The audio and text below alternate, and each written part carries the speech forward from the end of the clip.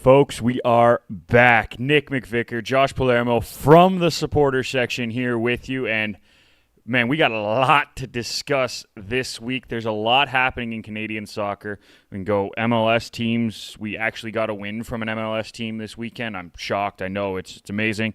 CPL action in full swing. Almost a new record was happening for the York United side. We'll get to that as well. Canadian women playing a pre-tournament Olympic game. We had Canadian Championship semifinals. But, Josh, of course, we're going to have to start in one place and one place only, my friend. And it's very simple. We got to start with the Copa.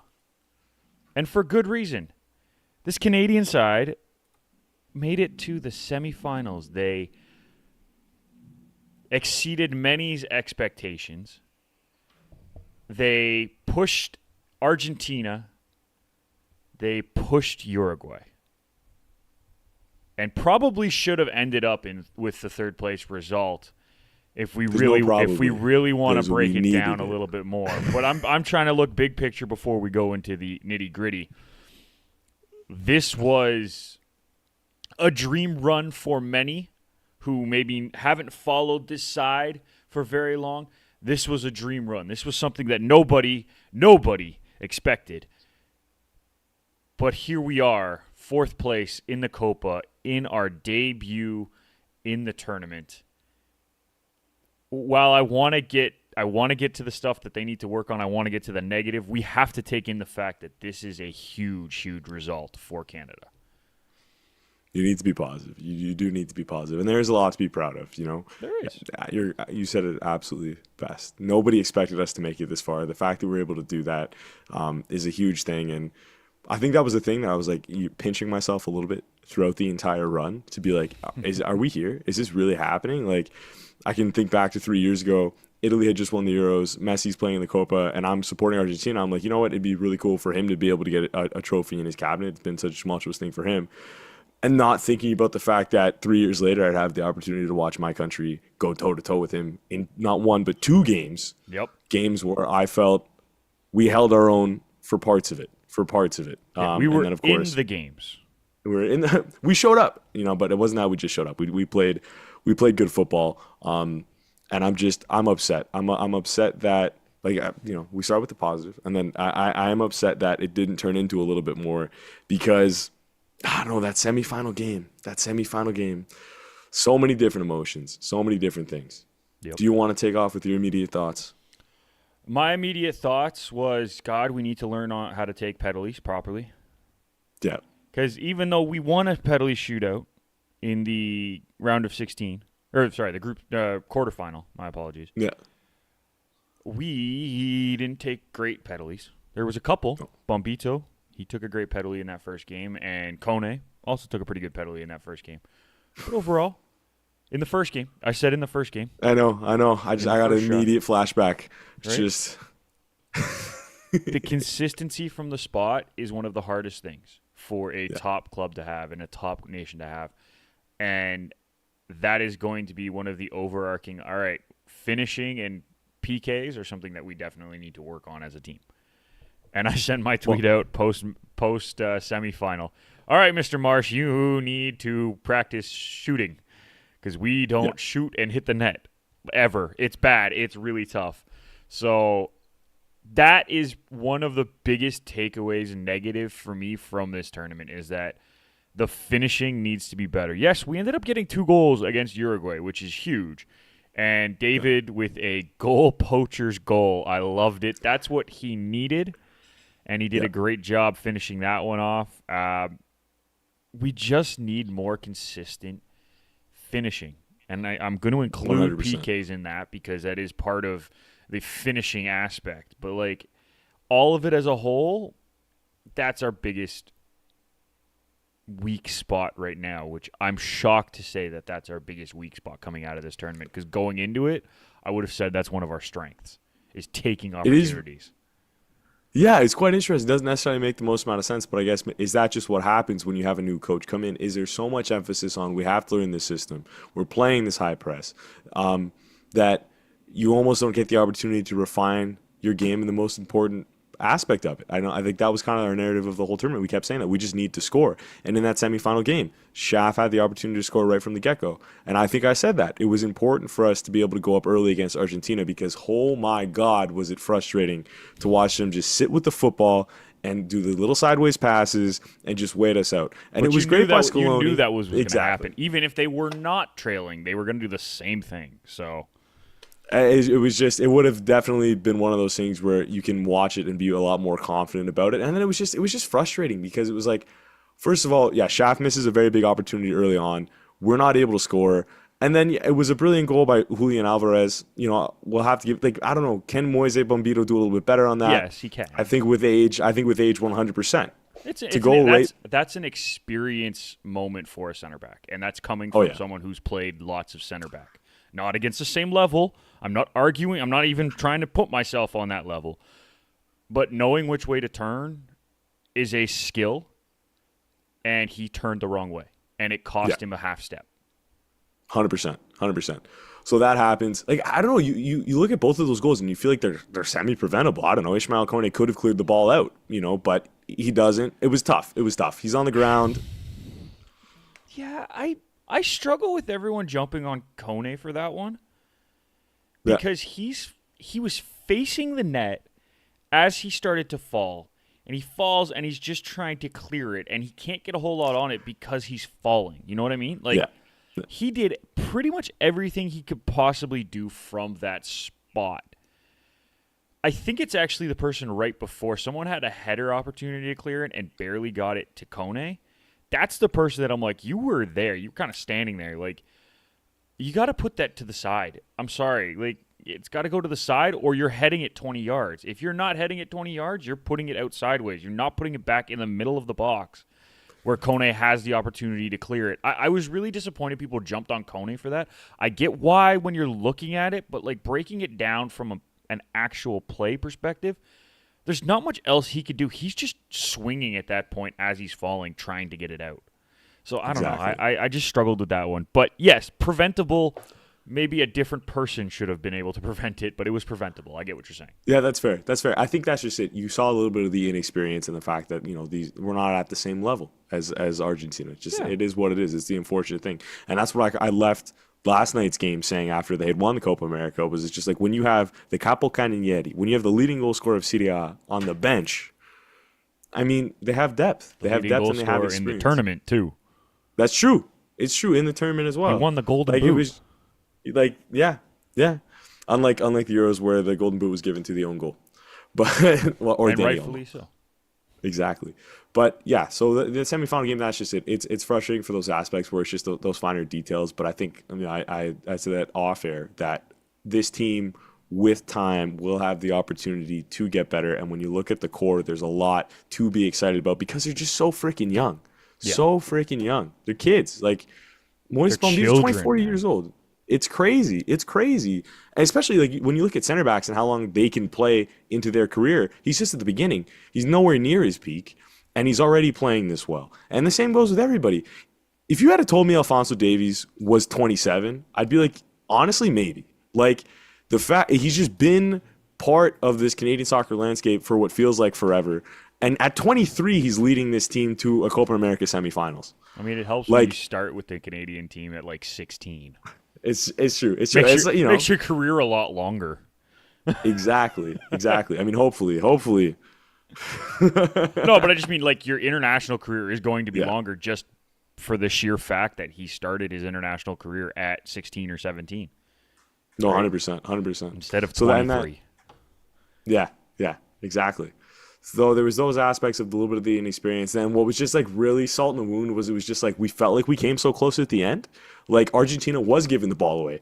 We had chances. Taniolo Luis could have put a header in. And then you think back and you're like, oh my God, if Schaff scores the first goal, maybe we still let in those 2 goals. Whatever. Tanny scores again. We have this crazy thriller where we go to penalties, whatever have you.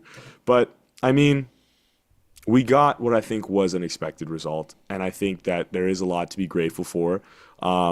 Not to go down the moral victory route, but just to understand where this nation's at footballing wise and put everything into perspective.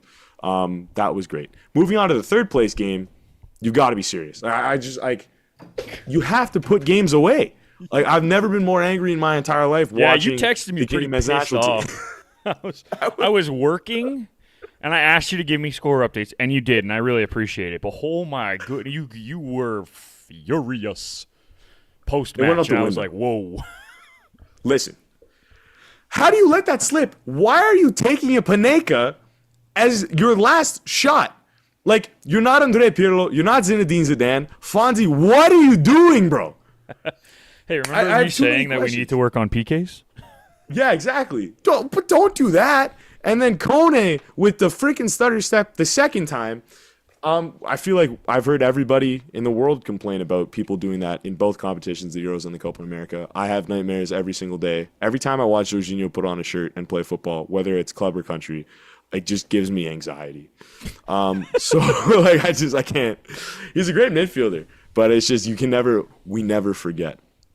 So yeah, but I mean, it shouldn't have even gone to penalties. It shouldn't even gone. I know Luis Suarez. Put the game away. Put the game away. Stand in the corner with the football and put the game away. Yeah, and Schaff had the opportunity to do that with about 3 minutes left, and he decided, and he I can't remember exactly off the top of my head, but he didn't do it, and they come back 2 minutes later and score. I mean, yeah, you got freaking Luis Suarez on the pitch. What are they going to do? Open you up, and he's going to score the goal that he scored 1,000,001 billion times? Like, and I'm sorry. Of course, it was Luis Suarez. It wasn't Darwin Nunez. It wasn't any of these other. Of course, it was the rat Luis Suarez. And I call him that because that was his nickname. He is a rat, but that was his actual nickname. It's like, you got to be kidding me. Like, that can't happen. You can't let that happen. And Canada played a decent match up to that point. I'm not going to say it was perfect, but they looked good. They looked competitive against one of the top 15, 16 teams in the world in Uruguay. Maybe top, if we want to, let's say top 20 around it. Like, they're a top team. It's not like we were out of that match. No. And we should have probably won it in reg. We should have probably ended it there. When you're scoring 2 goals in a match, you should be winning most of those games. Yeah. I'm sorry. Especially with the way that we've defended the entire tournament. That's a game that when you are up 2-1, I guess, technically. When you are up 2-1, you need to bury it. You need to either pass the ball and make them run themselves to death, or you need to head straight to the corner flag and shield the hell out of the ball. You cannot give them opportunities. And if you are going to give the ball away, you need to be structurally sound. And that goal, I'm sorry, was not structurally sound. That was the worst stretch I had seen from the Canadian backline the whole tournament, in my opinion, as a forward. Because they weren't in line to allow that ball through, and no one moved after the ball was played, and Suarez was wide open. Like, you can't allow that. How do you get caught ball watching? How do you get lost when the whole thing that everybody was saying heading into the third place match was, we need to win this game? I don't know. When the lineup that Jesse Marsch put out is that lineup, that doesn't necessarily feel like that's what their game plan is to me. You know, it was a bit complicated. It was a bit complicated because initially I'm like, what the hell are we doing here? I thought we wanted to win third place. And then I watched those guys play and I was like, hold on a second. They're playing good football. Where the hell were they earlier in this tournament? Yeah, I think the problem is that we have good talent on the bench. They're not great, but they're good talent on the bench, and they're young, so they make up for the lack of skill with just energy, right? So you put a lot of energy guys on the pitch at the same time. You throw the Ali Ahmeds in there. You throw the Chouaniers. You throw those guys in there.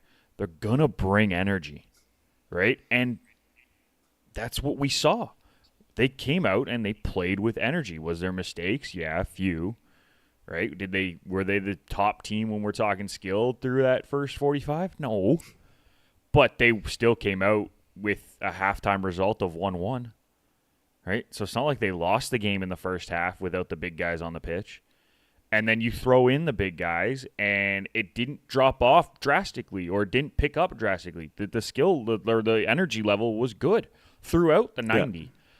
And the biggest issue for me is that everyone made such a big deal about that starting lineup. They're like, oh, we can't have this. This is unacceptable. We want to win these tournaments. And I'm like, well, I really like Ahmed. I think Choinier's had a great year in Montreal. And I'm like, okay, let's give him a try. Because he has brought energy for that Montreal side. And then we saw what happened. He looked good. Kone looked good. Right? Like, there's a lot of good that we saw from that starting 11. And now it becomes, all right, who from the regular starting 11 in the tournament may have just lost their starting spot, right? Because these guys have the ability. And in 2 years, what's our starting 11 going to look like? Right? If we're seriously considering it, who's your midfield two going into 2026? Well, I mean, it's still got it's Kone and Eustáquio, I think, because Eustáquio's going to be 29. Yeah. Kone will have had, I don't actually know how long his deal is at Marseille, but he will have been in League One. Yep. And he'll be 24 at that point, so entering his prime. So 100%. But what's nice is that's just it. You have guys waiting in the wings that if you aren't able to step up and show that you can perform at the highest level, there's people who are going to slot right in behind you. And I think that you can look at 2026 with a lot of optimism. And, like, I don't know. I had some mixed feelings. I was like, what do we expect heading into that World Cup? Because heading into the World Cup in 2020. I have an answer for that, but okay. What are your thoughts on it? No, finish your sentence and then I'll get into my thoughts. It was I was like, what do we expect? What are we gonna do? And then you watch this tournament, and I was extremely optimistic because that was just it. It was this whole squad performed well. You know, you do see those inconsistencies. You do see the mistakes happening, but those are all things that these young players can work on and develop, and we'll have a fantastic core, and not just the core, but just everybody. It is a competitive thing to make this Canadian men's national team. It's not guaranteed. You're not going to be able to write down 26 guys that are coming every tournament for the next 5 years because that's not how it's going to work. We're going to have rotation. Exactly. Okay, what were you going to say? The realistic expectations, barring getting into a group of death, which we ended up being in the last World Cup too. But I didn't have high expectations for that. I had a third place, maybe if we're very lucky and can get Croatia on a bad day, second place sort of thing going into the tournament. Didn't really expect too much. This one, barring a group of death, our expectation should be to get out of our group. Oh, yeah. Should be. I'm shooting quarterfinals. Well, I say get out of the group because I think, unfortunately, we're not at that stage where we should expect to get to a semifinal and a final. Like, we're not that level. Fair. And when it comes down to the knockout stage, games are a coin flip some days. You just don't know, right? Like, when we're talking about this, like, are we talking round of 16? A round of 16 game, you could end up playing Argentina, you could end up playing France, or you could end up playing the U.S. You could end up playing Switzerland. You know what I mean? Like, it's so inconsistent. So I think until we see what the groups are looking like and where everybody kind of going to end up, realistic expectation, get out of the group stage. Let's get out of the group. Potentially win a round of 16. And then play with house money at that point. Because if we're in the quarterfinals, flip a coin. You show up and another team doesn't one day, you're in the semi, right? You're getting 7 games potentially. Like, that's huge. You gotta take advantage of that. But right now, if we're talking this moment, what are realistic expectations for this side in 2 years? It has to be get out of the group stage and then compete in a round of 16 game. Yeah. Win it would be great, and obviously is not out of the realm of possibility. But until we see who we're up against, until we see what the groups are like, you know what I mean? It's hard to just say that they need to get to the quarterfinals. Because the quarterfinals is the top 8 teams in the world. Supposedly, you know what I mean? It's the top 8 teams. Now. Are we looking at the expanded tournament heading into the 2026 World Cup? Like, do we have more than 32 teams? Yeah. So that's the jump to 36. 48. Isn't it? No, how big do they expand this tournament by? Now, Hold on, I'll look. I You went keep into the talking. weeds here. You went into the weeds. But You got me all messed up. I'm sorry, it's my fault. It's just I got a lot of things in my head. Okay, this is the biggest week of Canadian soccer in quite a long time, which has been crazy, exciting, very exciting to be able to watch all the things that have been going on. 48 teams. There's 48 teams competing in this upcoming World Cup. Yeah, I thought so. I'm not What? crazy. What? Okay, so what? The teams how the will hell be, does the teams will be split into 12 groups of 4. Top 2 from each group, and the 8 best. Oh my God, fuck. Pardon my language. Each group, the top 2 teams will get out, and the 8 best third place teams will also progress to a new round of 32. There So we go. you Okay. have to get out. I'm sorry, you have to get out of the group if you're Canada. Regardless, At that point, you have to 100%, 100%. and Yeah, then there's no you excuses. should win your next game. Okay, Get so to the round of 16. Round of 16 is the realistic level for me.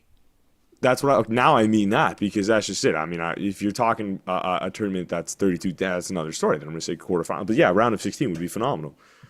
Round of 16 is expected. Yeah, 100%. What the hell are we doing? 48 teams. Anyways, that's just Well, the thing is that like I actually don't mind the 48 teams. I know everyone's going to say, "Oh, it's watered down, blah blah blah blah blah," and it's a money grab. They just want to have more games. Like, yes, you're not wrong. I'm not arguing that point. But like when they switched this 7 tournaments ago to 32 teams, think about how many more countries are competitive now. Think about how many more countries are even in FIFA now from that point. Like we're talking 28 years, technically 32 years from when the first 32 team tournament was held. 32 years ago. How many countries had teams in FIFA and were competing at this level, right? Like, how many more are involved? How many more good teams are involved? Everyone freaks out. It's a money grab. We can't. Yes, you're not wrong, but like at least understand why it's also good for the sport. We get more countries involved in the biggest tournament, and it's going to be competitive because they still have to go through the rigorous qualification that everyone has to go through, except Canada, U.S., Mexico, because they're hosting, right? Everyone's got to go through qualification. Everyone's got to get there. So they're already proving themselves to get there, and now we're going to have a bigger, more competitive tournament when it comes to the round of 32, the round of 16, the round of 8, because we're getting the best of the best, beating the best of the best, in my opinion. I think it'll be good for the sport. I get why people think it's just a money grab because it's in the U.S. We're expanding 48 teams. Fine, I get it, but I don't think that's the only reason they thought about expanding to 48 teams. It just so happens that it's happening in the U.S. for the first one. that's complicated because the other thing too Yes, is like that's it just is so much complicated. goddamn football. It's so much football. Like And what's wrong with that? for the players, for the fact that Yeah, but like, here's the thing. There's 12 the groups. injuries have been insane. Oh, no. But think about this. There is 12 groups. You're not playing 3 days later like we did in the Copa, Okay, right? You're playing 6 days later. that's fair. Right? You're playing basically a game a week, which is what your normal, and I mean a light normal schedule is for your regular season, right? Because you usually have one game a week for your league, and then teams will have cups and UEFA Euro club competitions or the Club World Championship. Like that is a light schedule for most of these players. They're playing once a week, Yeah, right? Like it's going to be 4 games a day. which is only huge. 2 groups Yeah, get to play. They're just because you have to. Yeah, that's fair. That when you look at it from that perspective, with that almost is an advantage. Yeah, I would sure. I would assume that's how they're going to do it. But We gotta regardless, it's not going to be less than 4 days between games. Just Yeah, that's because too they many have to fit games all the on games TV. in. They have to That's just exactly. too many games they on have TV TV. scheduling. Yeah, Like, everything comes down to rights at that point, and they're not going to schedule that many teams in all at the same time. So the tournament's going to be longer. There's going to be more games, but it actually is going to probably benefit the players in the group stage at least because they're not going to have that condensed 3 games in, what was it for Canada? They played 3 games in I don't know. Exactly. 7 days? Hold on a second. Yeah, Roughly it was quite tight. 7 or 8 days, right? So they had 3 games in a week. these guys are going to have 1 or 2 a week in the group stage. It's going to take almost 12 days to get the group stage done for each group. Yeah. It'll be a weird look. It'll be a very weird look because if you then extend the international competition, that's less of an opportunity, theoretically, to have time off for the guys post-tournament. Right. But it's and all that's contingent on how far everybody gets. Yeah. Yeah, it's different. And, yeah, you have to be a top team to get to make it an issue. You know what I mean? Like, yeah, it's going to be the Argentinas and the Frances probably, and maybe England. Maybe we see Uruguay. Maybe we see Colombia, right? The guys who we just saw. These teams were good. The Spain, the very young Spain team, right? These are the teams that are going to be going far, and that may end up hurting them at the beginning of their club seasons, the players. But I don't think they're going to care. It's the World Cup. It's true. Well, it'll be very interesting to see how the whole thing breaks down. So much can happen in football in 2 years. Like everything, I think moves faster in football. So we'll see. The possibilities are endless. But there's realistic expectations for this team to do well in the next tournament. Yeah. So we just need to see. I like 100%. I liked everything that was being said about the importance of the CPL. In addition to that, and I really like that Jesse Marsh was at the Forge Pacific game last night. It was, it was quite funny because I have to be honest. I was one of those people that was like, "Who the hell is this Yankee? Like, who's this American?" See, you're uneducated, my friend. Uneducated. I got to be that fan sometimes. Yeah. Well, I mean, you'd have to have known him when he was coaching over in Europe in certain spots, but it's certain. I'm not watching Leeds. I'm not that's the thing. I did because I'm an EPL guy. Like I watch the English league. That's the one that I will say out of the 5 big in Europe, that's my league, right? I do dabble with the other ones, but it's the one that I find the most enjoyment out of, right? Well, no, you can when watch Man United the other does ones. well. Yeah, never, but whatever. But like I knew about Jesse Marsh from his time with New York in MLS, from going over to Leeds. Like, I knew of Jesse Marsh. I knew he was a good coach. Can he be a great coach for this team? That was my question about him.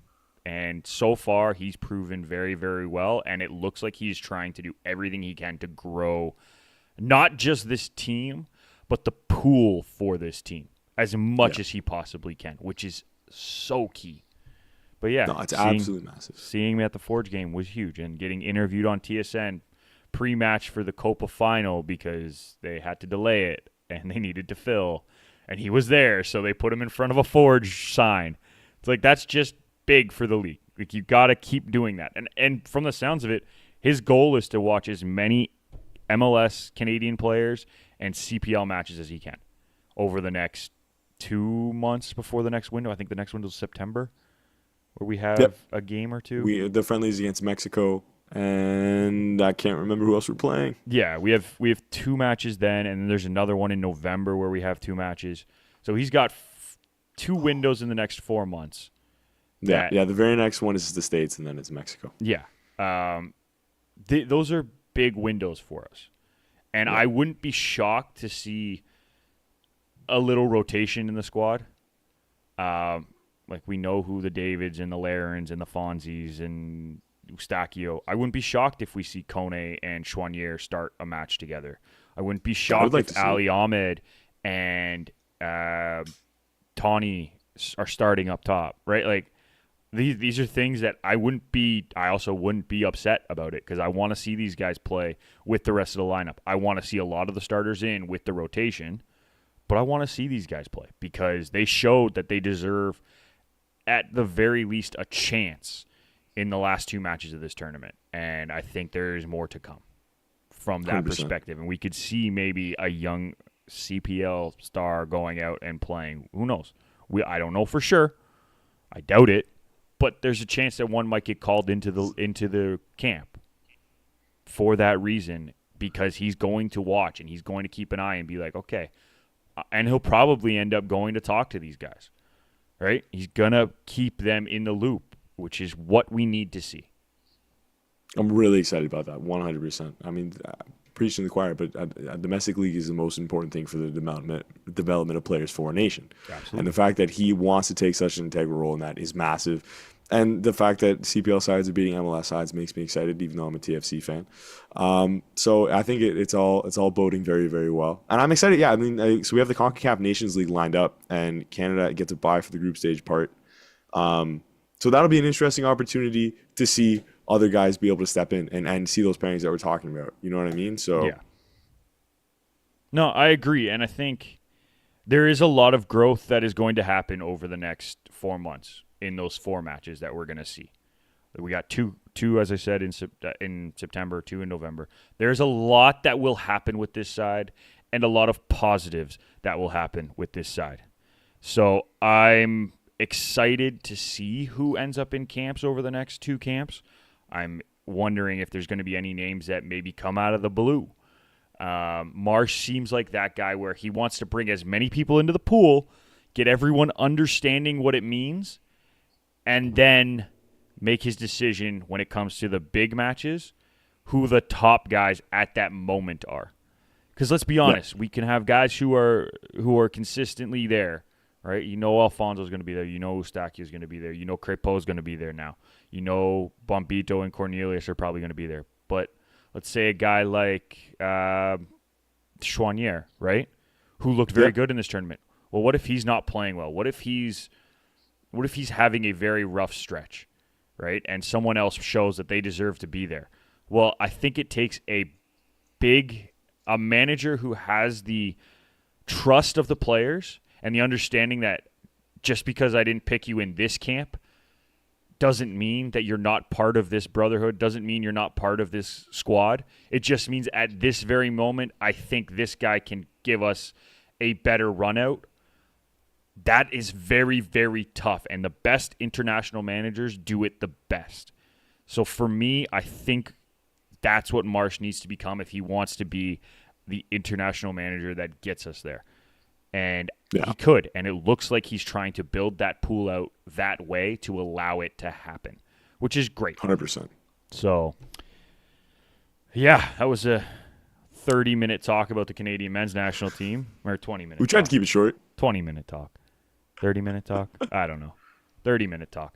Anyways, we'll move on, and from the men's national side to the women's national side, they actually had a pre-Olympic match this weekend, and they beat Australia 2-1 in Marbella. I think that's in France. Yeah, Marbella, Spain. I think it's Marbella. I didn't check my pronunciation. It was in Spain. Oh, yeah, it is in Spain. It was quite a weird one to watch because I was just like, what's going on here? Yeah. Like I didn't have an understanding that the training camps were being run in Spain. So I knew our camp was run in Spain, but I thought we were playing in France at one of the Olympic stadium, like one of the Olympic venues. That's why I was confused, and that's my. Yeah. I should have known better, but it happens. You can only keep up with so much. But yeah, and a big 2-1 result against a very good Australian side. They're not. Yeah, I mean, they might not be top 5, but they're a top 10, top 15 team in the women's side. So getting that result is great. They went to the semifinals of the World Cup last summer, right? They did. Yeah. A very good squad. Without Sam Kerr, but 100% a very, very good squad. It was an interesting game in that both goals were from goalkeeper errors. Well, the first 2 anyways. So I was Gotta love that. Oh, great. Yeah. I feel really great about things now heading into the Olympics. But no, I think like Canada showed they are and continue to be a very, very good team. And I think they have pieces now that were missing at the World Cup last summer. When you talk about Jade Rose entering the side, when you talk about Simi Awuju entering the team, those were players, young players that we needed to help rejuvenate this team. The thing that I continue to be nervous about is not having a solid number 9. Nichelle Prince did pick up a goal. You know what I mean? Yep, she did. So all in all, it was a very, very good showing. There was a lot of shots, not many on target, but they showed that they're dominant on the football. They were able to grab a win at the end of it. It was sick to see Gabby Carl grab an assist there as somebody who is a bubble player, not making the 18 initially, but being able to pick up an assist on that one. And it was Evelyn Vian that I believe who put it away. Yep. So like it was there were a lot of positives to take from that, and it is it's an exciting thing to look forward to the Olympics. I do feel optimistic about it. I didn't feel very optimistic about the last World Cup. I was excited because, you're like, this is Sink's last tournament, we are defending gold medalists from the prior Olympics, but also you looked at that team and you just felt like they didn't necessarily have, they just didn't have it. They didn't have what you need to be a strong tournament team. Exactly. They did not. I mean, that was definitely they didn't have enough to get out of the group. That was the narrative of our tournament. But there's been a lot of competitions that we had. The Gold Cup happen. It wasn't necessarily called the Gold Cup. Sorry, what was it? What was the name of the It was a W. Gold. Okay, so it was Gold Cup, I believe. So it was the W CONCACAF Gold Cup, and then we also had the She Believes Cup, and just with every game the team continues to grow, and I was impressed. Initially nervous, which I think really is just how I feel about every game that I watch. I was gonna say, isn't that just you in general when it's soccer related? Just me and soccer nerves, but no, they ended up playing well and they grabbed a nice victory, and then they play Nigeria next, but it's a closed door, so nobody's able to watch that one. Yeah, we'll get updates from the social media teams and stuff like that, but yeah, it's closed door because they're gonna. And for anyone who doesn't really know what closed-door matches mean, it just means that sometimes they're just going to stop the game and give free kicks to one side or the other to test stuff, or they're going to pull the sides to the side so they can talk about something that they want to work on. It just allows a little bit more freedom without having we're on TV, we're being filmed, you know what I mean? It doesn't always happen. Sometimes they play the full 90 just as is. Most of the time, there's little coaching things like they'll pull the teams to the side and reset and go from there. If it's like a goal kick, they'll just reset everything. So closed door doesn't mean a whole lot. In honesty, it's more just like it's a practice match more than a friendly. Yeah, I mean, you know what I mean? Not a full friendly, but it's a practice match.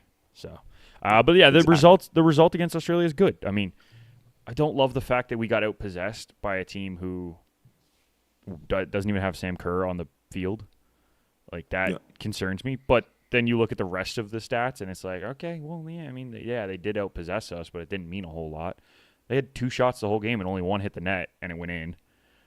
But so that's not great. But I think you're allowed one gaff. If that gaff is going to happen in a friendly match, and we prevent that from happening at the Olympics, I'll take fair. it. You know? And then you look at the other side, and we had 19 shots and 6 on target.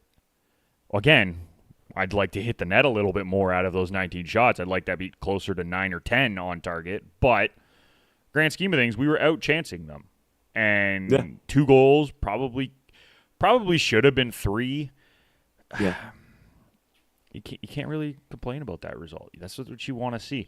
I was a little disappointed because I talked about it when we talked about the roster, is that Sydney Collins, she didn't play. Yeah. That's right. I think you look at this. That just concerns me because she hasn't played much to begin with, and she is part of the 18. She's not a reserve. I would have wanted her in the match because it's a friendly. Like, even if you run her out there for 20 minutes, at least then I know she's healthy. Well, that's what I was going to say. That's the whole point of this, really, was just to be able to give those players the opportunity to get minutes in a competitive setting. It just struck me as odd. Yeah. And I know she was warming up, so, like, obviously she was there, but, like, something didn't click for me that she didn't get on the pitch when I thought this was a perfect opportunity, even if it's 15 to 30 minutes range, right? Just let her do a run out. And then the next match you're aiming for, like, 45 to 60 sort of range. You know what I mean?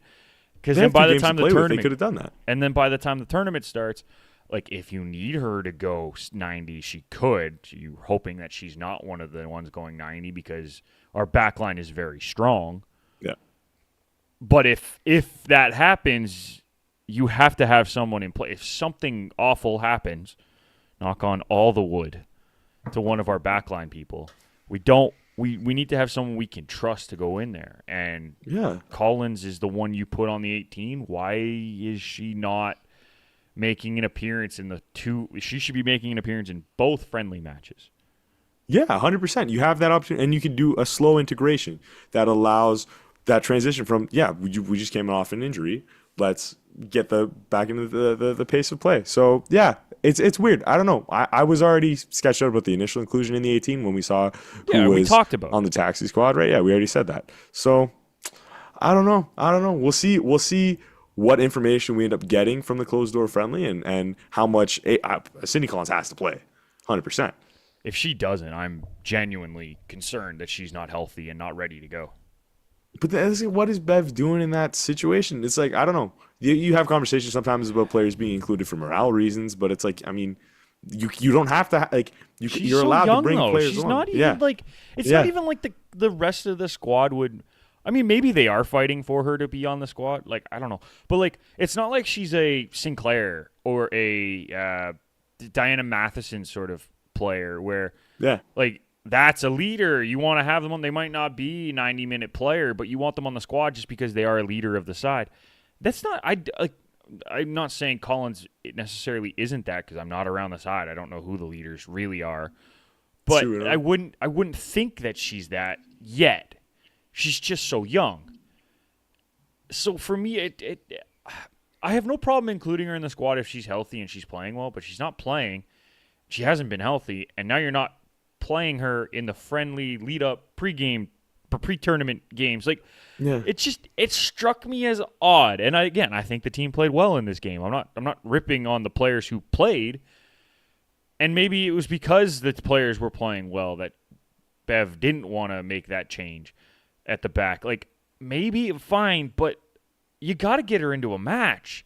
You got to get her playing. She has to be doing something other than sitting on the bench. Because if she's just sitting on the bench taking up a spot for the entire tournament, I mean, again, maybe that's the case just because our back three is all healthy and playing well.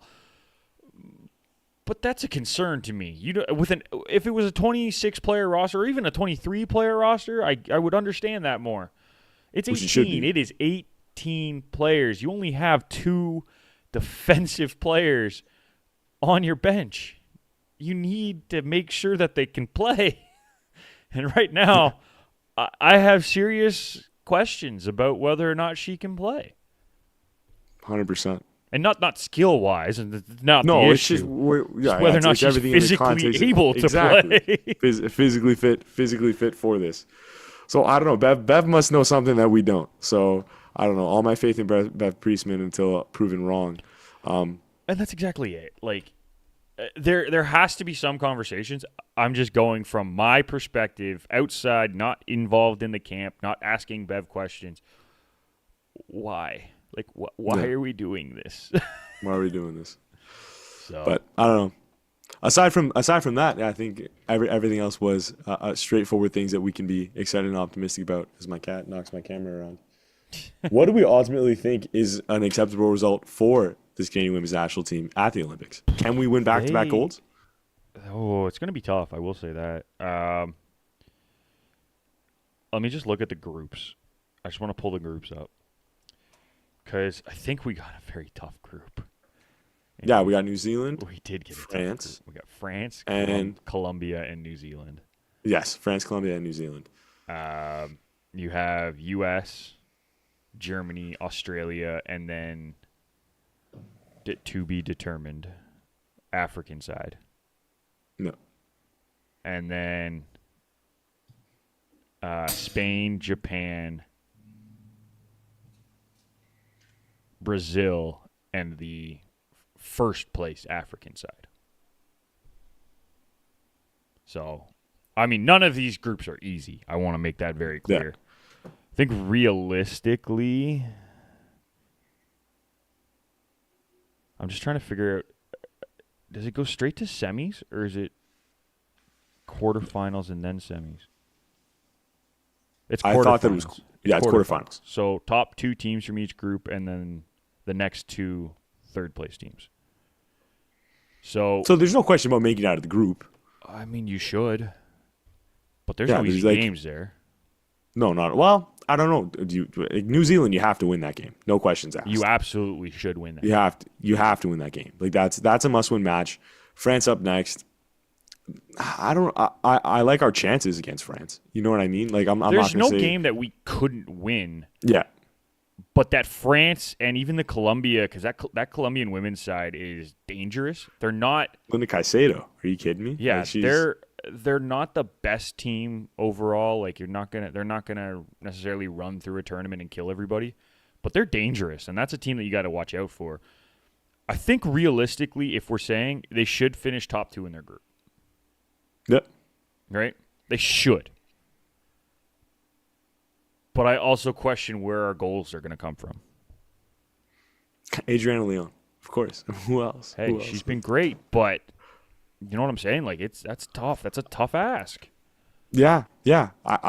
She's one that has very much impressed me. I hope Nichelle Prince has everything going. Jordan Heidema, I've not been thoroughly impressed with over the last, But I don't want, she like 6. manages to find goals at big moments. It's true. It's so true. Got to get her into the knockout stage and just let her score a goal in the 89th minute. And that's what we need at the end of the day. Like, it's tournament football. You just need to get everybody on the same page. And you can't, don't take the pedal off the gas at any moment. We can't have, there's no margin for errors in this tournament. And I don't see, like, we can get a medal. I think that's a reasonable ask. To get back-to-back golds, it's going to be a tight push. So, like, it was a wonderful achievement. I'm going to say that I'm optimistic. But I could see us walking away with bronze. I think a semifinal berth is what needs to happen. I think they need to get out of the group and win the quarterfinal game. From there, here's the crazy thing. If they get to the semifinals, I could see them finishing in any of the 4 spots. Yeah. Realistically. Just because if we get goal scoring, we could easily win. If we get some goal scoring, second place. Yeah. If we get 1 goal, third. If we get no scoring, we're fourth. Like, you know what I mean? Like, it comes down to that. Like, I think defensively we're a very solid team. I don't think we're going to get beat many times on counterattacks. I don't think we're going to get beat a whole lot through open play. We're going to get beat. It's not like we're not going to give up any goals in the tournament. I'm not stupid. But defensively we're very strong, so I'm not worried about that. Whereas, like, offensively, I like Lyon, I like Lacasse, I like Viennes, I like Prince, but none of them just scream like top goal scorer for me. Like, on the men's side, we have Jonathan David, who going into the Copa at least is a goal scorer, right? Kyle Larin is a goal scorer, right? We know who the goals are most likely coming from on the men's side, or at least we thought we did. That obviously changed, but you know what I mean. We knew who our guys were on the men's side. I don't know who the women are who are going to step up and score those goals. No, that's fair. And it's a young side. It's a young offensive side. Yeah, that's been our issue, 100%. So, I don't know. Hopefully, Vienne continues to prove to be that super sub for us off bench. Hopefully, Nichelle Prince is firing on all cylinders from the beginning of this tournament. And that's just it. If your backline can do their job and we can get the offense rolling, anything's possible. It's just about we got to see what these teams look like come the tournament. Absolutely. And we will, because it's coming up very quickly. Very soon. July 25th is our first match. Yep. I'm thrilled. Which is, what, 10 days? 10 days. Yeah. 10 days, man. Yeah. Not even 2 The football weeks. doesn't stop. The football doesn't stop. It's been a fantastic summer. And speaking of football not stopping, let's make the transition to the next conversational topic we have. We're not stopping. We're not stopping. Canadian Championship, semifinal, first legs, kicked off this week. And yes, I know which one you want to talk about, and we'll get to that one. Let's talk about the second game first, though. Because I was actually impressed with Pacific in this match. I think they looked very, very strong. And I think they exceeded most people's expectations. Yes, they lost. I get that. But it was a 1-0 game against an MLS side who they were even on shots on target. The possession was well in favor of Vancouver. But they were in the match, Pacific. There was at no point were they out of this match, in my opinion. They got outplayed. Yeah, they were the second side, but they weren't out of it. It was a lot closer than that possession stat looked, at least in 100%. my opinion. Yeah. No, I like, if I'm a Pacific fan, I'm a little bit upset because there were chances. There were chances for Pacific, and they looked dangerous at times. And it was quite exciting. And I think, honestly, 1-0 at home is not a crazy hole to climb out of. No. Now, am I saying that they're going to be able to beat this Vancouver side in the second leg? Who knows? But they did show signs of a quality side. They showed that they're going to stick with them. And we've known that in the past. This is nothing new that they're able to. But there are a lot of positives to take away from it, and some things, as always, just the finer margins where there were chances that could have gone into the net for Pacific, and where they had played well, and then Vancouver does what Vancouver does, and Ryan Gold does what Ryan Gold. Who was the goal scorer? Now it was Gold. I've blanked for it. It was Gold. So there you go. He does what he does. It'll be an interesting second leg, but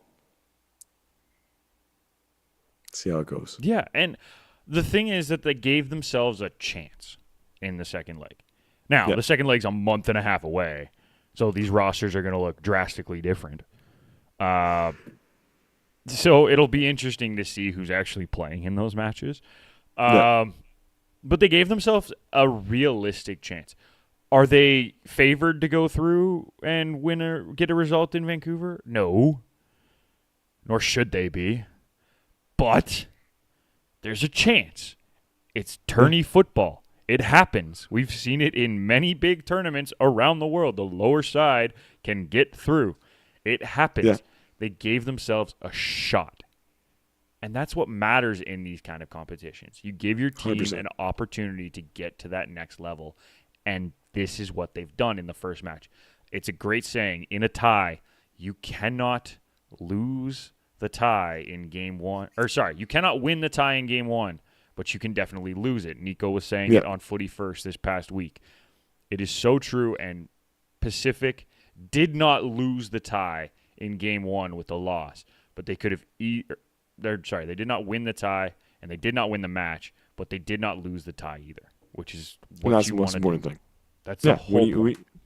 When you can have positive performances through stretches of the match, and you keep them to only one goal, it's fully open. I think that's just it. You want to look at it on paper, you could say maybe not, but you never know what's going to happen on a night in Vancouver. Yeah, and listen, Vancouver, for their side, they looked good. It's not like they looked poor. I just think Pacific played up to them. And Vancouver is going through a horrible stretch of play in MLS. Finally got a win, by the way. It took them long enough. Yeah. They needed that, in my opinion.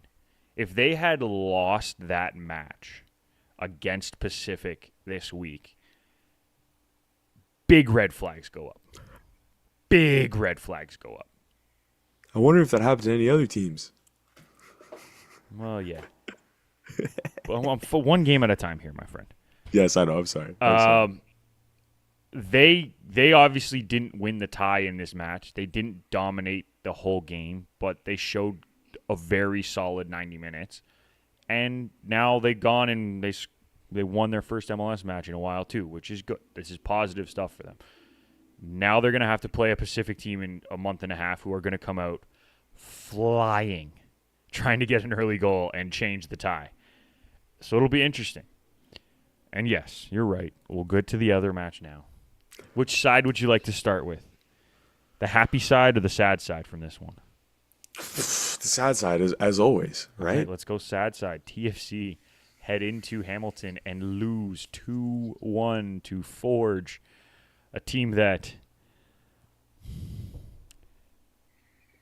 is flying right now and playing well. And that's why prior to the game, I said I am picking Forge to win the tie. They've been better. TFC has been awful since May. Awful. They suck. Since May 15th, they've been awful. It's just bad at football. The worst part is that they've shown flashes of what they are capable of in games.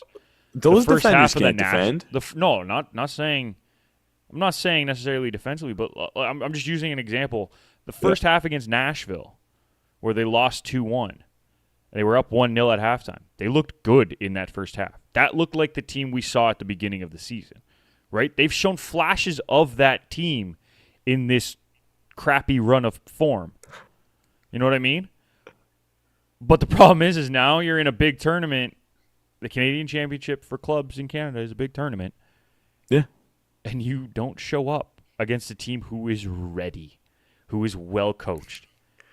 They came out hungry, and Badabanga scores from his own half to get the festivity started.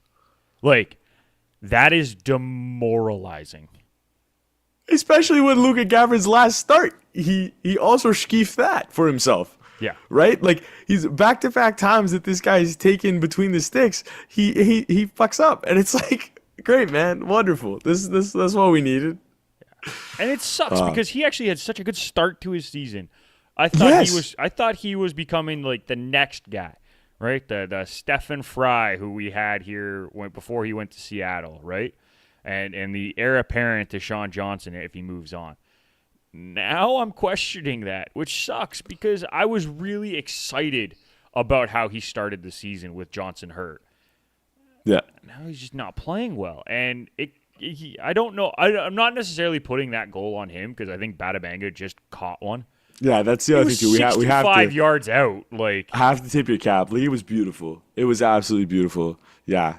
Like, he was 65 yards out. I don't want my goalie playing on the goal line from 65 yards away. You know what I mean? Like, if he is, I'm questioning him on that. Like, great, you made the save, but why are you on your goal line when the ball's 15, 20 yards in the other team's half? 100%. 100%. Right? Like, really, you're allowed to be frustrated with Gavin. Far, but But really, like, that was just a brilliant strike. It was an absolutely fantastic goal. Forge came out flying in that match.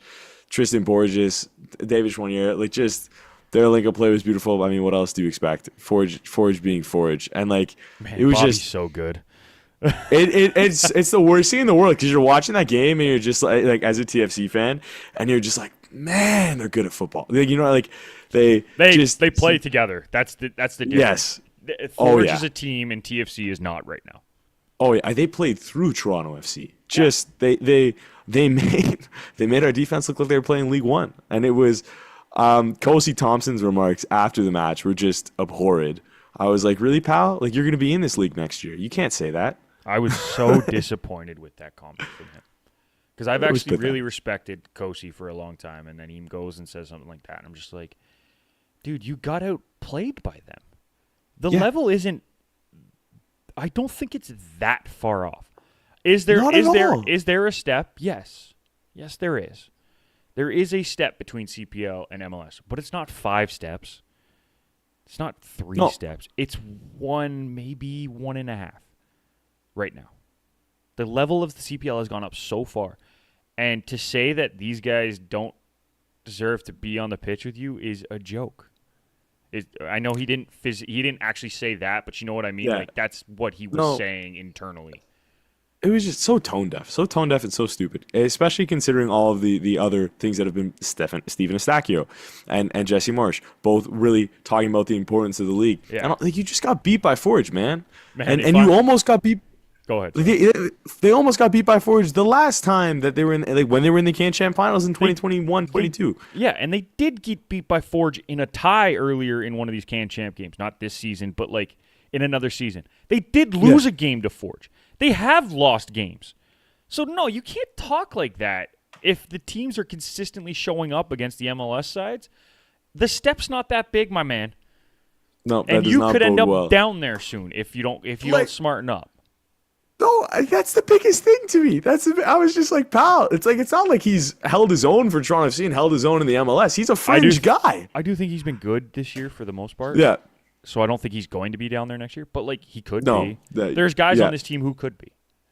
And that's just it. And there's guys in the CPL who could be on TFC next year. Poku, are you kidding me? Right? Are you kidding me? But man, if I'm Kyle Becker or David Schwanier or one of those guys, I'm going in, I'm printing out that quote on a piece of paper, and I'm walking into the change room, taking my pencil and just sticking it right through and pinning it up on the board and being like, boys, let's go show them. What more ammo did this Forge side need? Because Jordan Hamilton said it. They needed nothing more. They you just nothing. Gave it to them. You lit the fuse for no reason other than the fact that you were pissed off that you guys didn't show up. And now you lit the fuse for the next game, which you needed. You needed the fuse to be lit, not them. Yeah. And you just gave them ammunition. Not only that, you gave them ammunition that's on fire and pointed at you. Yeah. Like, come on. Like, are you serious? No, that's bad. That's just bad. Like, Herdman better be in his ear for that. Like, it's tone deaf, it's immature, it's stupid, and I can't wait. I'm going to be at that game. I'm excited, and I can't wait for Forge to run us off the pitch again because it's going to happen. Man, if Forge goes out there and runs TFC off the pitch in BMO, fans will riot. I can't wait for the Forge contingent of fans. I can't wait for the supporters to be out at BMO. It's going to be loud. It's going to be noisy. It's going to be a fun game for the atmosphere of it. And now the storyline. Like you played right into, you shot yourself in the foot with that. You gave it to them. You gave it to them. You gave it to them. You can't do that. No. I'm sorry. No. Like, I get that. I get that you want to make a comment, and I get you're upset, and you want to say, "Oh no, we're definitely a better side." Listen, had you just said that, hey, listen, I think we are a better side. I think we have the potential to do more than what we did today. That's a different comment. Oh, and yeah. that's not bulletin board material. That's a personal thought. I think we're the better side, and we can do more than what we did today. That's not what you said, though, and you just gave them ammunition, and that's on you. And now Forge has every right to come out and just try to bury them in the first 30 minutes of the game. If they can get a goal, TFC will implode. Oh, yeah. Implode. And again, I said this about the last one. The game's a month and a half away. These sides could look very different. Well, But and that's if just they're similar enough, TFC will implode with an early goal. what even is the solution for Toronto FC at this point? Is it the fact that Richie and Osa are going to come back? Is that what's going to be able to rejuvenate this squad? It'll is that help. what we're missing? It'll help. Yeah. But the defense is weak. It's bad. But it's weak. I'm not going to say it's bad because they've shown flashes of cohesiveness, but it's weak. They don't have enough consistency. And when it comes to, I love what Bernardeschi's done this year. I think he's played significantly better than he did last year. But as a whole, the two Italians are inconsistent. They're not. They do not do enough across 90 minutes, game in, game out. Again, and this is me saying that while saying Bernardeschi, I think, has had a good year. It's not what we need from them. We need more. No. And we don't have a true number 9 either. Like, Owusu's been fine, but he's not a true... Why are we playing Etienne at the 9? That's what I couldn't... Because we don't have anybody. Then why are we getting rid of Iowakinola and Jordan Peruzza? Io and Herdman had a weird relationship, and I'm kind of glad Io got out of that. That's personally, fair. That's I don't fair. think it was going to help him, and if we potentially want him to be a maybe national team guy, he's never going to do it at TFC. You know what I mean? But if he could find goals, and that's what we need right now, I would rather have somebody who can find goals. And Io has shown that he can find goals. I'm not saying he's going to be a national team guy, but like we want to give as many Canadians the opportunity to be in that pool. He needed to go somewhere other than TFC. Yeah. The Peruso one, I don't have a defense for. I didn't understand it. But what do I know? So it's brutal. I don't know. Bill Manning's gone. Hopefully there's some changes because you just but the other thing too is just really quick to wrap things up on these thoughts. Yeah. They had chances. Toronto FC had chances where they could have drawn level. Take the defense out of it. Take the brilliant goal away from Batty Bank. Whatever. There were too many opportunities. Like Insigne at the beginning of the match could have freaking scored. I've had it this summer with these freaking wops making me upset. Okay? I'm livid. The Italian national team sucks. Give me the peace of mind. Give me the happiness. Give me some joy and have Insigne and Bernardeschi, who won the last Euros, actually play well for Toronto FC. And Berna has played well. I'm not saying he hasn't, but not up to a Giovinco level. Not up to a wow. These guys are DP. Wow. Oh, my God. Berna's been the closest out of the two of them because Insigne's been awful this year, in my opinion. He's shown like 3 or 4 flashes of really good moments, and then he looks uninterested. Uninterested is the best way I can describe it.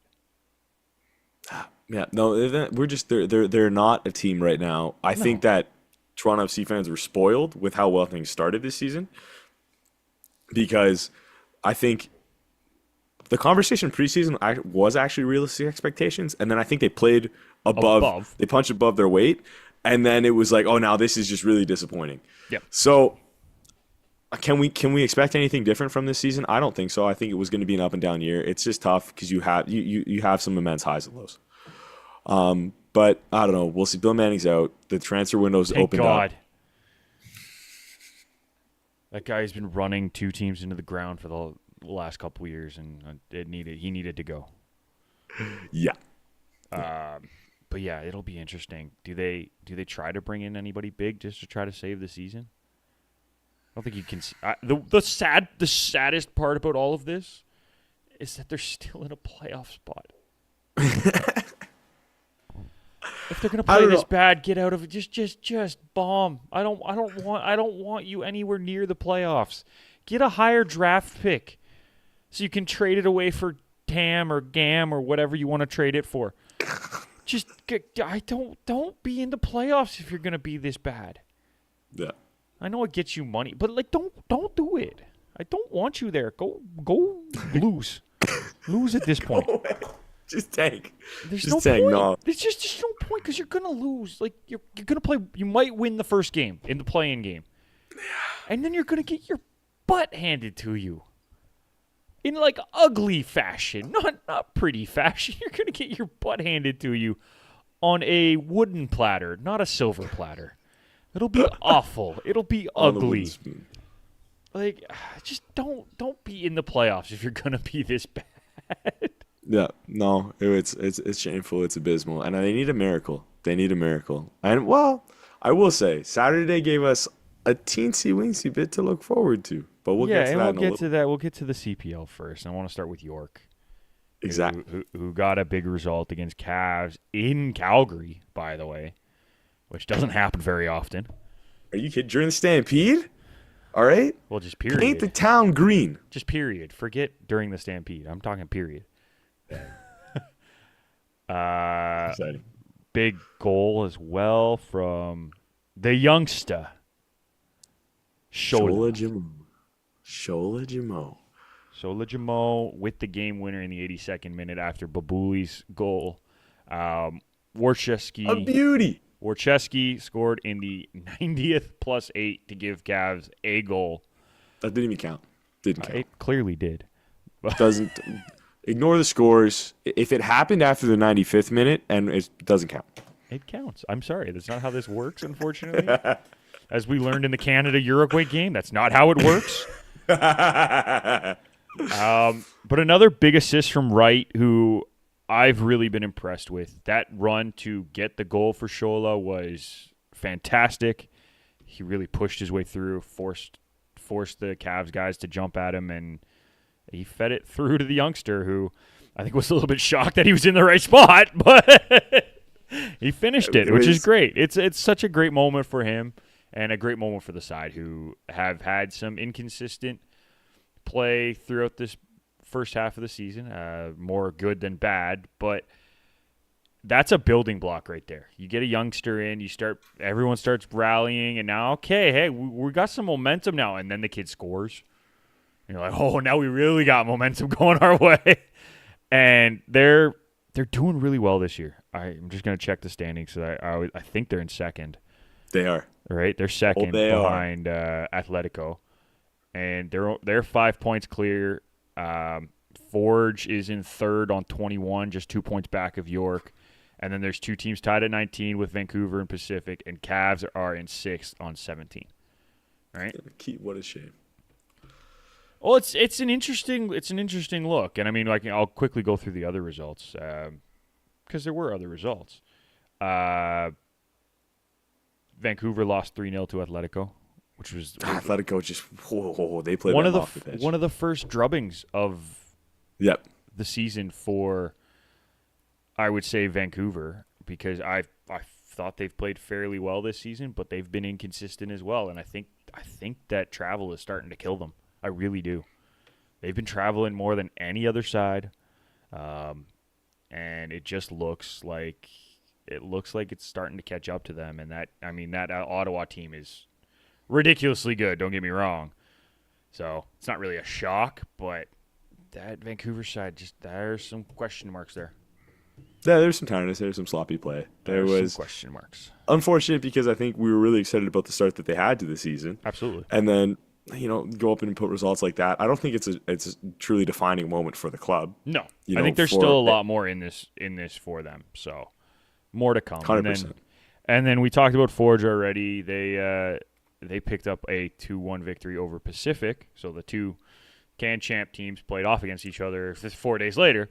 And 2-1 boy, did win. it look like they were only playing 4 days after a big matchups they looked against tired. MLS sides. They looked tired. Jesus Christ.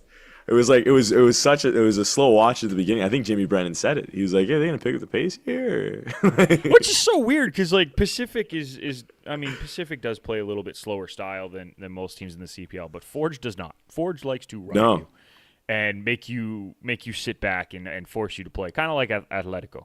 Atletico is very similar in that way. They want to just run you off the pitch. Yeah, that didn't happen. Forge didn't have the legs for that. Which I don't blame them. They had a big game, and so did Pacific. All against TFC. Exactly. Exactly. It's one of those like, all right, well, I guess we just move on and get there. So CPL wrapped up that way, and now MLS will start. Can I go on one quick rant? No. Yeah, absolutely you can. Okay. Why is it the case that with my Fubo subscription, I could not actually watch the York United game live? Because now I was happy I got to watch the Canadian women's national team play, because it was being broadcasted on One Soccer. And I think there were other people on Twitter that were mad about this. So I need an explanation here.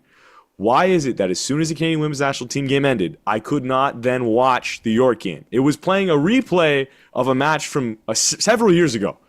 So I'm upset with Fubo One Soccer, somebody, I don't know, but I'm mad about that. And that's all. Thank you. Thank you for your time. I thought you were asking me to give you an answer. I'm like, I don't know. I don't use Fubo, so I have no idea. I would assume that it's just because one of the One Soccer channels is the one that feeds directly to Fubo, and that was the one. If that's gonna be the main channel, put it on. Anyways, I'm sorry. That's my thought, right? Is that there's more than one channel, and to feed it directly, and they may not have the capabilities to do the switch over right in between matches if one's already live. So that would be my only thought. Again, it's not a very good reason because I know how to switch between live in a game. So that's not saying a whole lot, but that would be my only thought. And I'm not trying to rip on anyone at One Soccer. I'm not trying to say anything about Fubo. That's my only logistical thought. Or that they don't like going into a in-progress match. They think it, because some people see it as unprofessional to start a match in the middle. I agree with you that I would rather have live matches as opposed to replays. So I would have wanted them to cut to the York match. I'm just saying that's my logical explanation. Yeah, that's fair. It's not a good answer, but that's the one that I believe is the case. Yeah. Yeah, that's fair. That's fair. That was my quick did I do a good job? Did I wrap it up well for you? Yes, I guess. Okay. You still seem very upset about this. No. I have no anger. All right. Well, let's wrap this show up because we've been on air for almost an hour and 15 minutes, and we got to get this going here. I know. We got to stop talking. 3 games in the MLS this week. Montreal first picked up a 1-0 victory, their first win in a while. Yeah, they've struggled this year. So has all of the Canadian teams, but that was actually I shouldn't say that was their first win in a while because they did pick up a win against Philly a few weeks ago. But they have 2 wins out of their last 7 matches and 4 draws and 2 losses. So they're actually probably the most in-form Canadian team right now. But they pick up the big 1-0 victory over Atlanta United, who are pretty much in the exact same spot as Montreal in the standings right now. Yeah. So there you go. And it was Ruan with the goal, Raheem Edwards with the assist, and he's been playing fantastic. Another name to keep an eye on for the national side on that like wing back kind of role that they have Larea and Davies and Buchanan, that kind of thing. He's another guy that I would be very interested to see. Him and Mo Farsi are 2 names that didn't make it into either of the camps that I really like in those kind of roles. Yes. Did Farsi switch nationalities? What do you mean? I don't know if he's still eligible to represent Canada. I don't know if he is, but I like that was I like a him. story. I don't know. I don't know if he is, but I like him as a potential guy. No more rabbit holes because we gotta. No gotta more go. rabbit holes. The Whitecaps, talked about them getting the win against Pacific. They also kind of beat the living tar out of St. Louis. Yeah. 4-1. And this is the St. Louis team. I don't know if you remember, they kind of won the West last year. Is that those guys? Was that them? They're in 13th place in the West this year out of, I think it's only of 14. It's ugly, man. It's they are, it's 13 of 14. They're struggling. 4 wins on the season, and I mean Vancouver, good for you for putting goals in because they needed that as well. They haven't been playing. They haven't not been playing very well as of late. They've been playing a lot of crappy teams recently, which is good, so that helps. So 3 wins out of their last 4, and they picked up a draw against Montreal. Prior to that, they had lost 5 out of 6 or something. It was ugly. It was ugly. Oh, but hopefully they can turn it around. You know what I mean? They're the one that I have the highest hope for out of the 3 Canadian teams. I think yes. If there's one that we think are actually going to be able to do a little bit of something this season, it's the Whitecaps. And then TFC, who we already talked about losing to Forge, went out and beat the worst team in the Eastern Conference in the MLS, 2-1. Listen, I don't really care about who's the worst or who's the best. I don't think we have to nitpick there. Standings are irrelevant. It's just about how the game went, and DeAndre Kerr showed up, and Toronto FC showed that they're clearly a team that can play football sometimes. Sometimes is a very key word there. And you're right. Like, Philadelphia is only 5 points out of the playoff spot right now in the East. But they are the last place team in the East. They are not having a good season. And if you are TFC, who has aspirations of being a playoff team and a competitive playoff team, which I don't know if they should be, but if they have aspirations of doing that, you need to win these games. It's their first win since May 18th. That's... Listen, that's big. I think they also only had 1 draw in that time. It's not been nice. But Richie and Oso are coming back. Yep. I think that in this window, you bring in another good defender, you bring in a striker, and Herdman does his thing. Anything's possible. You know? Absolutely. I agree with you. I'm just... A lot of things have to go right. It's just disappointing, man. Like, you got to be better than this. I mean, I can understand why Bernadeschi was saying when he was visiting Turin and saying to Max Allegri in events, I want to come back. Bring me back. Bring me back. Yeah, I think he wants to go back. I think Insigne's happy here just because of his kids and everything. But I think Berna would be fine going back to Italy. But who knows? I have no idea. He's playing like he wants to go back there. Usually. So. Sometimes. Most of the time. Not always. It's true. That's true. But they needed this win. They desperately needed this win against the last place team in the East. Because if they had lost this game, because this puts them on 27 points. If they had lost this game, they're currently sitting tied for 10th, just outside of the playoffs, behind Montreal. Nice. 2 we points. Blew them out. We blew them out earlier this season. 2 points out of a playoff spot. It's brutal. If they lose that match. Now they win the match, so they're sitting in 8th right now. 1 point up on Montreal for 10th. That's basically like next to first. So, right. But that's my point, is that one match was so important. They would have actually been tied on points with Philadelphia had they lost that match. No, I think for momentum and for just to feel like they can actually turn this around, they needed to have that win. They needed it. And I don't know. I'm glad that Forge kicked them when they were down. I'm glad Forge was able to grab the victory and outplay them, and it got Manning. I like that. Did you see that tweet? I don't know. Like, I don't know if this was infamous in anybody else's timeline, but it was quite funny because I saw a tweet that was like, it's a shame that no matter what happens tonight, Bill Manning is still going to be leading this team tomorrow. And then the direct post that I saw afterwards was like, Bill Manning has parted ways with the MLSE. It was brilliant. God. It was fantastic. So, I think hopefully this is the beginning of something that they can turn around, and it is a good momentum builder, and it was great showing from DeAndre Kerr, who has shown flashes of being a wonderful player, and I don't know, I really want to see him one day have a role in this Canadian men's national team, so let's hope that Big this ask, but it could happen. It's true. Let's hope this is the beginning of a new dawn. Well, we will see. And there's lots to still come up, and we'll see a lot more coming up for the national sides, the women, as we said, heading off to the Olympics.